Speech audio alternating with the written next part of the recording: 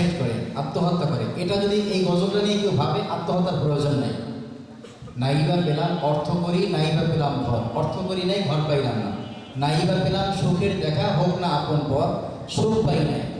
আমার আপনজন থেকে হোক, পরের লোক থেকে হোক। ধুলায় জীবন আমার, পথের ধুলায় জীবন আমার, হোক ভীষণ মনে, পথে ধুলায় যদি গড়াগড়িও খাই, অনাহারে অনাদরে চাকনা কেটে দিই। অনাহারে আমি খাবার দাবার ছাড়া, মানুষের আদর যত্ন ছাড়া যদি আমার দিন কেটে যায়, তবু কি বলে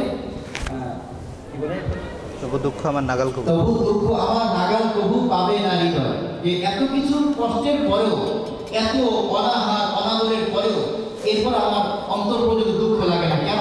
আমার মধ্যে ঈমান আছে।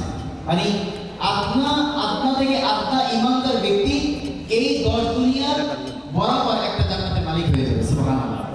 যেই লোকটা 10 দুনিয়ার মালিক হবে, সে করবে সুসাইড, সে করবে আত্মহত্যা। আমি অনেক ভাইটা চিন্তা এই গজলটা মুখস্থ করাইছি, নিজে মুখস্থ করছি। মানে উদ্দেশ্য এটা, এটা মানুষের বুঝে আসে। আত্মহত্যা কেন হবে, সুসাইড কেন হবে? বিসঙ্গতা আমাদের সঙ্গে কারণ হয়ে যায়। দুনিয়ার সব কিছু না পেলেও আমার ঈমান আছে, আমি একজন ধনী ব্যক্তি।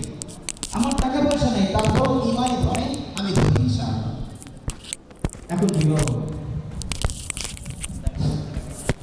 আলহামদুলিল্লাহ, এখন বিবাহ করানো হবে। বিবাহ